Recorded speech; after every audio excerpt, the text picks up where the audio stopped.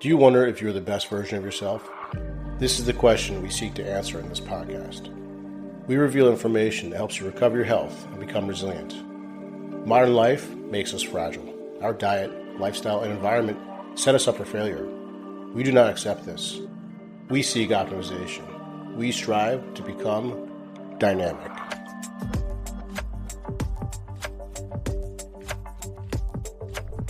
Hey, what's going on? Dr. Chris here. So back when I was in grad school many years ago, I was dealing with this horrible pain, sort of left side shoulder blade area. Could not get rid of it. It was deep. I tried stretching it all the time. I was rolling on balls. I was trying foam rolling. At one point I had one of my professors crack my back or manipulate it, we would say in the physical therapy speak. And all this stuff was kind of temporary. Never really got rid of it. And it wasn't until later when I became a physical therapist that I actually figured out how to solve this. So let me tell you what that pain comes from and how to fix it. But first, let me go over some differential diagnosis because it can be multiple things. But what I'm going to review today mostly is the most common form of that pain. So there is what's called referred pain. So some organs can refer to the shoulder, like liver and spleen. So you definitely want to get those things ruled out. It could be referred from the spine as well, so you want to get that ruled out. But those aren't super common. There is something called snapping scapula syndrome, where you have like a bursa that the scapula slides over. I don't think I've ever seen that in my career. You'll read online about scapular dyskinesia or SICK syndrome, which is some sort of acronym. I forget what it stands for. I doubt that's a true pain generator. It's kind of an old school idea. So more than likely what it is ischemia. So tissue ischemia means that there's a lack of oxygen. Why is there a lack of oxygen? Because there's a lack of blood flow to that area. So I was getting this pain because I was sitting a lot in front of a computer, kind of rounded shoulders. So the shoulder blades, those rhomboids, and some of those other muscles that like to get blamed for the parascapular muscles, we call them as a group. The shoulder blades, when you're seated, working in front of a laptop position, are slid out. So they're sort of abducted away from the spine, which places the musculature that attaches to the shoulder blades on a long-term low-load stretch. And that just kind of gently squeezes fluids out of the tissue, which means less blood flow to these muscles, and with blood comes oxygen, and all tissues need oxygen. At least most of them. I don't think your fingernails need oxygen. But regardless, pain, don't forget, pain is your body's request for change.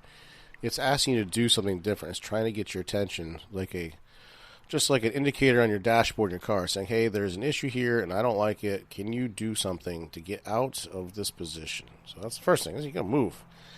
The human body is not good at just sitting in one position, any position, for a long period of time. We're definitely not meant to be sitting in this sort of hunchback in front of a computer position. That's not what we evolved to do. Unfortunately, that's the reality for so many of us these days. So anyways, the pain is trying to get you to change something, right? So think of like if you were standing somewhere in line and you had to wait a long time, right? Your feet get maybe a little achy, you shift to the other foot a little more, and then you go back and forth. Or kids, if you watch them in class, they kind of fidget. That's not them having ADD or something like that. That's their body saying, this position is getting achy, now move to a different position. So you've maybe heard the expression, your best posture is the next posture. I think that's probably a pretty good statement. I think that's accurate. Because what happens if you don't have blood flow or oxygen? So this is how diabetic neuropathy turns into ulcers. Diabetic ulcers are when the skin breaks down in the feet or any kind of pressure point in the body where you don't have sensation. So with diabetic neuropathy, you develop numbness of the feet in particular, and then you don't get that cue to move away from the pressure and the ischemia that you're creating from standing on the foot, and then the skin breaks down and the foot opens up. So, always be thankful that, you have this pain receptor program instilled in your body. All right, so that's the root cause, is the position, the prolonged, long-term, low-load stretch position. That's why stretches don't really help it. It's already being stretched. I mean, stretching has a bit of an analgesic quality, which just means pain killing, but it's very temporary. It's not going to solve the root problem. Same thing with desensitizing the area with a lacrosse ball. Again, it's gonna distract the pain signal you're getting from the area, but you're also again squeezing blood out of the area, which is not going to be bad, but it's not going to be your fix. Your fix is using the muscles. So you can, there's something I call the prone ITYs. They're just scapular exercises. There's like 3 positions that you basically lay on your stomach or on a bench or a ball or something like that, and you activate those muscles. And you want to do like high repetition. Or, if that's not feasible, maybe you're just sitting in a classroom and can't get on the ground. Just squeeze your shoulder blades together, kind of just straight back 100 times, whatever it takes. Get a lot of blood pumped into there. That will actually get you through your class or your job, whatever it is you're having to tolerate. Then there's this idea of reverse posturing. I love this idea. So if you're stuck in all this flexion, because that position is flexion of the thoracic spine, you have to spend some time doing reverse posturing, even if it's a couple minutes a day.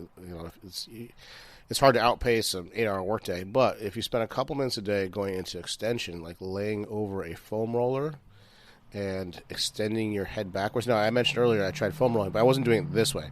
I was trying to affect the muscle. I was like rolling up and down on it, which felt kind of good, but it didn't really solve it. What I'm trying to affect here is the spine position. So again, if you're in flexion, you're living 40 hours a week in flexion, you got to spend at least 10 minutes that week in extension. So, all right, let me see if I can describe this. I'm going to put links to videos in the show notes. So thoracic foam rolling would look like you lay with a foam roller across the shoulder blade area, long ways. You keep your butt on the ground. You can bend your knees if you want to.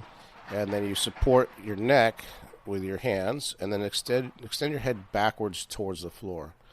So it kind of looks like you're doing a crunch, but it's kind of like a reverse crunch. So you're going over or towards the floor, over the foam roller. So I'd spend at least 2-3 minutes doing that. I would also throw in the mix some thoracic rotation. There's a lot of ways to do this as well. I'll post a video of me in kind of a lunge position when my one side is against the wall, my arms are out straight, and then I rotate the outward hand all the way towards about like 180 degrees to induce a lot of rotation at the spine. So any and all of those exercises will probably get you out of pain. But then the next step would be to, okay, if I have to do this, I have to sit for work or whatever, you want to build up the tissue tolerance. And the best way to do that is with strength. So that prone ITY one I mentioned at the beginning is a good one. Anything where you're pulling back, think of rows, maybe some lat pulls might help. I would throw in the external rotators like rotator cuff in the mix as well because they kind of get the scapular area active. Anything that's pulling back and squeezing shoulder blades together is going to increase the strength and therefore the tissue tolerance to the area. That's the long-term fix to get out of pain and kind of keep it from coming back.